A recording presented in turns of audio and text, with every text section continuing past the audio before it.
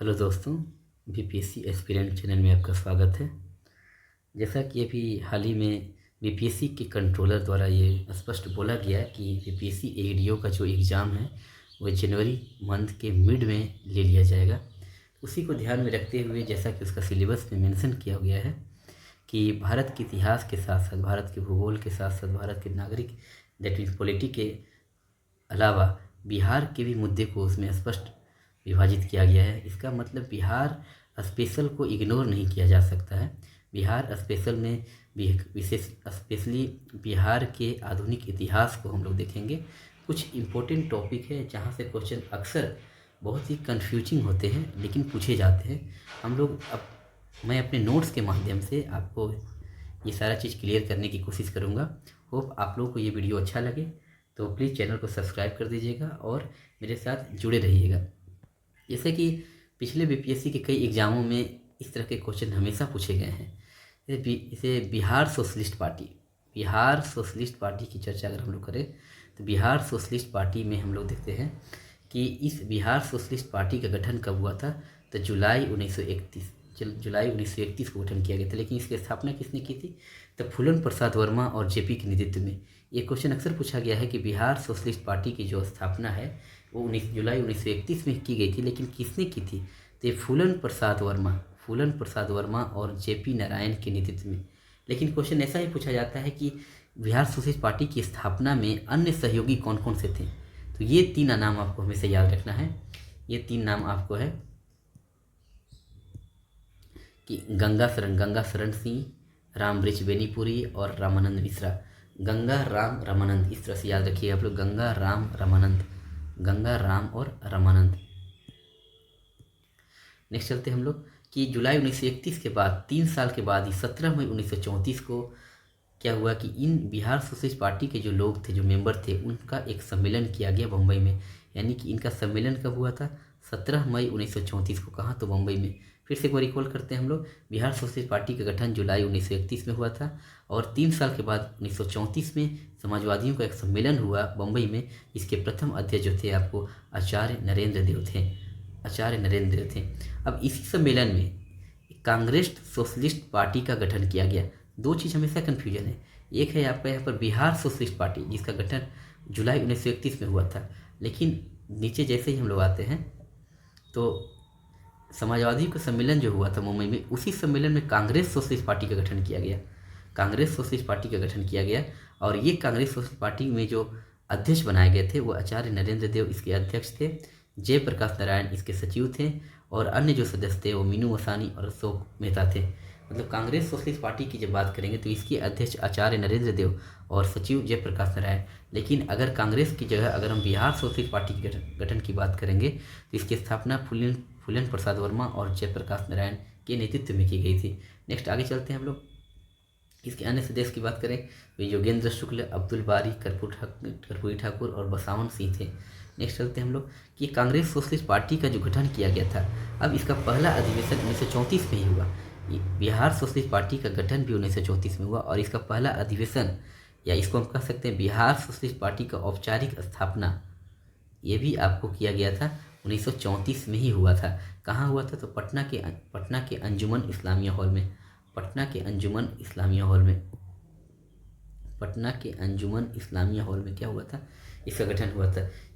अब Bihar socialist party की जो औपचारिक स्थापना हुई थी 1934 में, इसके अध्यक्ष बनाए गए थे आचार्य नरेंद्र देव और सचिव जयप्रकाश नारायण, जो कि इसमें स्पष्ट रूप से लिखा गया है कि इस पार्टी के अध्यक्ष आचार्य नरेंद्र देव थे और सचिव जयप्रकाश नारायण। तो यहाँ भी इनके अध्यक्ष आचार्य नरेंद्र देव थे और सचिव जयप्रकाश नारायण। यहाँ से 3 क्वेश्चन आप लोग हमेशा याद रखिएगा जो यूपीएससी एडीओ में पूछे जाने के चांसेस हैं कि बिहार सोशलिस्ट पार्टी की स्थापना कब हुई थी? बिहार सोशलिस्ट पार्टी की स्थापना कब हुई थी? जुलाई 1931 में। और नीचे चले आते हैं कि कांग्रेस सोशलिस्ट पार्टी का गठन तो 1934 में। इसके अध्यक्ष आचार्य नरेंद्र देव, इसके सचिव जयप्रकाश नारायण और इसका प्रथम अधिवेशन 1934 में हुआ था पटना के अंजुमन इस्लामिया हॉल में। इसके अध्यक्ष आचार्य नरेंद्र देव बनाए गए और सचिव जयप्रकाश नारायण जो कि समाजवादी पार्टी से थे। नेक्स्ट चलते हैं, कुछ इंपॉर्टेंट नोट्स से मेरे, उसको आप याद रखिएगा कि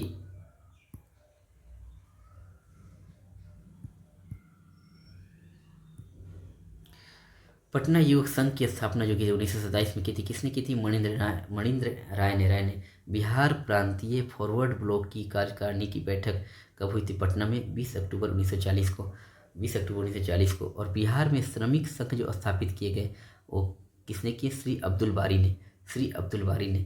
नेक्स्ट चलते हैं। ये इतने सारे नाम आप लोग को याद नहीं रखने, ये मेंस प्रोस्पेक्टस से मैंने लिखे थे। नेक्स्ट चलते हैं हम लोग, ये इंपॉर्टेंट है। जयप्रकाश नारायण ने संपूर्ण क्रांति का आह्वान कब किया था? तो 5 जून 1974 को। कहाँ? पटना के गांधी मैदान में। अभी जयप्रकाश नारायण से क्वेश्चन अक्सर पूछे जाते हैं, इसलिए हम लोग ये याद रखेंगे कि जयप्रकाश नारायण ने संपूर्ण क्रांति का आह्वान 5 जून 1974 को किया था। और इनको 1998 में भारत रत्न से सम्मानित किया गया भारत रत्न से मरणोपरांत। और अप्रैल 1946 में, ये डेट याद रखना है कि जयप्रकाश दिवस मनाया गया इनकी रिहाई के लिए।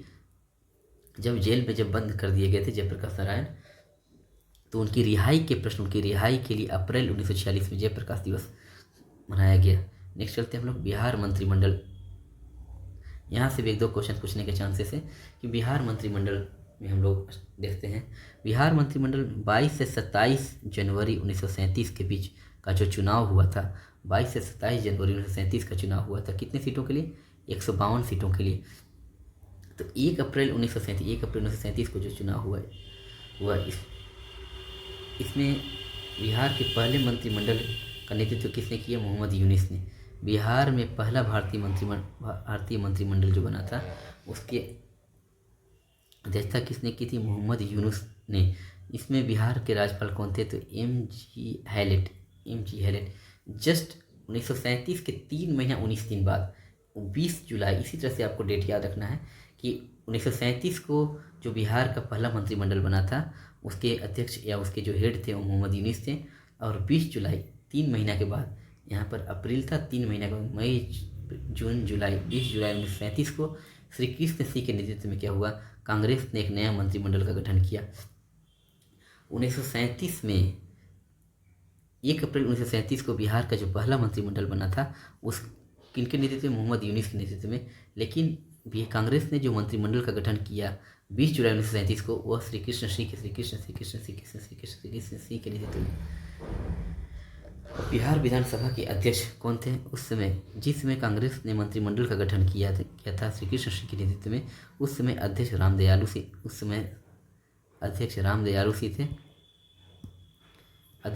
सिंह थे।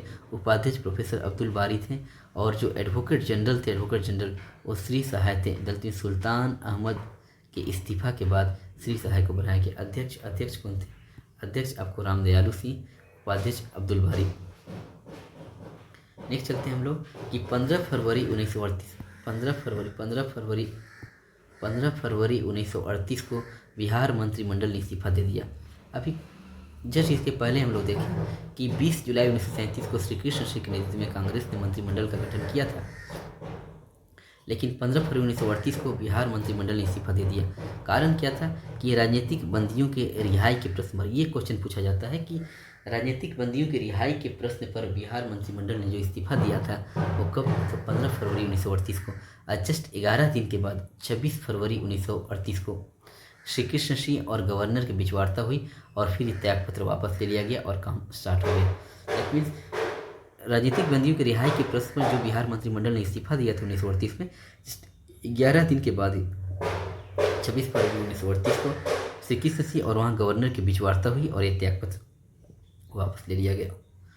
नेक्स्ट चलते हैं हम लोग कि सितंबर 1939 में कांग्रेस मंत्रिमंडल ने फिर से इस्तीफा दिया। यानी कांग्रेस मंत्रिमंडल ने दो बार अपना त्याग पत्र दिया था। एक जो दिया था आपको 15 फरवरी 1938 को, किसके कारण? तो राजनीतिक बंदियों के रिहाई के प्रश्न पर। ठीक है, नेक्स्ट चलते हैं हम लोग कि 1 सितंबर 1939 को फिर से कांग्रेस मंत्रिमंडल ने इस्तीफा दिया, त्याग पत्र दिया था।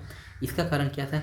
कि द्वितीय विश्व युद्ध में भारतीय विधानमंडल के सहमति के बिना लॉर्ड लिथगो द्वारा भारत को युद्ध में शामिल किया जाना। यानी कि यहाँ पर देखा जाए तो 2 बार बिहार मंत्रिमंडल में जो श्री कृष्ण सिंह के नेतृत्व में जो बिहार मंत्रिमंडल का गठन किया गया था, वो 2 बार त्याग पत्र या हम कह सकते हैं कि इस्तीफा दिया गया।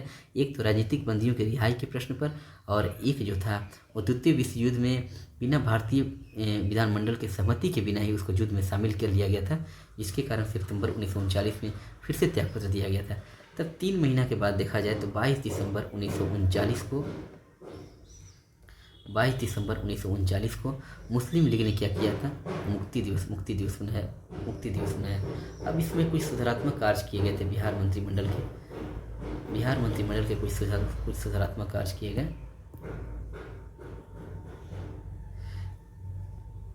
एक श्रम जांच समिति का गठन किया गया, शिक्षा पुनर्गठन समिति का गठन किया गया और हिंदुस्तानी समिति का गठन किया गया। बिहार मंत्रिमंडल ने 3 सुधारात्मक कार्य किए थे।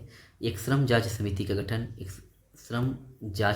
गठन, शिक्षा पुनर्गठन समिति का गठन और हिंदुस्तानी समिति का गठन।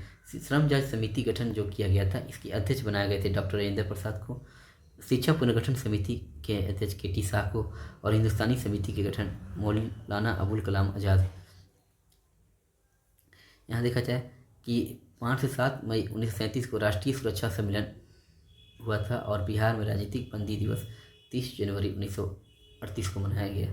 नेक्स्ट चलते हैं बिहार में व्यक्तिगत सत्याग्रह। यहाँ से 1-2 क्वेश्चन तो अक्सर ही पूछे जाने के चांसेस होते हैं, इसलिए इसको भी हम लोग एक बार देख लेते हैं कि बिहार में व्यक्तिगत सत्याग्रह।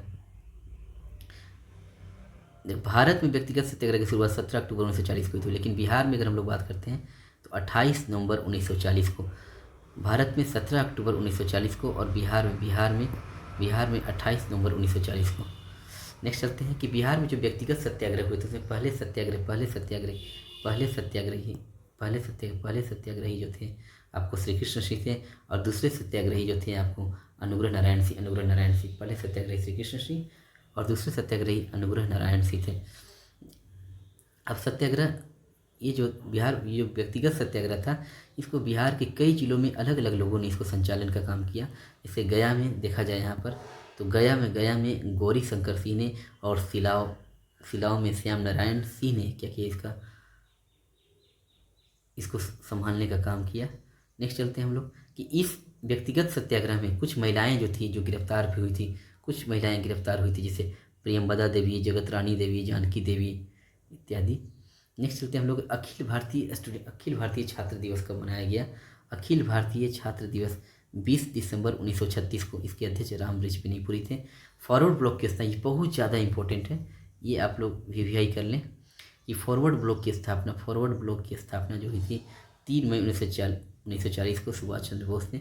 3 मई, ये डेट याद रखना है आपको, एक्यूरेट पूरा डेट याद रखना है आप लोग को। 3 मई 1940 को फॉरवर्ड ब्लॉक की स्थापना की गई थी।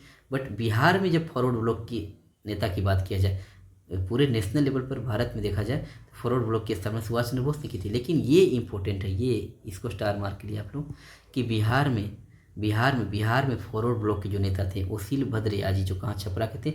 और ये जो हुआ, और डेट याद रखिएगा 16 मई 1940। लेकिन अभी जो हम लोगों ने जो बताया आपको कि बिहार में व्यक्तिगत सत्याग्रह की शुरुआत 28 नवंबर 1940 को हुई थी। व्यक्तिगत सत्याग्रह की शुरुआत 28 नवंबर 1940 को हुई थी। लेकिन यहाँ पर जो देखा जाए कि बिहार में फॉरवर्ड ब्लॉक के नेता जो थे वो शीलभद्र याजी थे और ये कब स्थापना की, 16 मई 1940 को। नेशनल लेवल पर बात करें 3 मई 1940 को, लेकिन बिहार में फॉरवर्ड ब्लॉक की स्थापना की बात करें तो 16 मई 1940 को शीलभद्र याजी जो कि छपरा के थे। अब ये जो है इसको माइंड में मैप बनाकर याद रख लेंगे कि जगदीशपुर में भाषण देने के लिए, मजदूरों की कुछ समस्या को लेकर जो मुद्दा उठा था उसमें भाषण देने के लिए जयप्रकाश नारायण को गिरफ्तार किया गया था 18 फरवरी 1940 को। जगदीशपुर में जब मजदूरों की समस्या को लेकर जब जयप्रकाश नारायण भाषण दे रहे थे तो उनको गिरफ्तार कर लिया गया जगदीशपुर में 18 फरवरी 1940 को और इसको 6 माह की सजा सुना दी गई। ठीक है, अब नेक्स्ट हम लोग यहाँ चलते हैं कि 23 मार्च 1941 को पाकिस्तान दिवस मनाया गया और 27 अप्रैल 1941 को पाकिस्तान विरोध दिवस मनाया गया। ये 23 मार्च 1941 को जो पाकिस्तान दिवस मनाया गया मुस्लिम लीग द्वारा बनाया गया, लेकिन पाकिस्तान विरोध दिवस हिंदू महासभा द्वारा बनाया गया। नेक्स्ट चलते हैं, ये कुछ इम्पोर्टेंट पार्ट थे मॉडर्न हिस्ट्री, बिहार के मॉडर्न हिस्ट्री से रिलेटेड। नेक्स्ट एपिसोड में और भी हम लोग जैसे बिहार में भारत छोड़ो आंदोलन देखेंगे हम लोग, और भी जितने भी स्वतंत्रता आंदोलन में बिहार का जो योगदान रहा है उसके हर एक सेक्शन को हम लोग इम्पोर्टेंट सेक्शन को कवर करेंगे। चलिए फिर मिलते हैं नेक्स्ट वीडियो में। तब तक आप चैनल को सब्सक्राइब करके हमारे साथ बने रहें। धन्यवाद।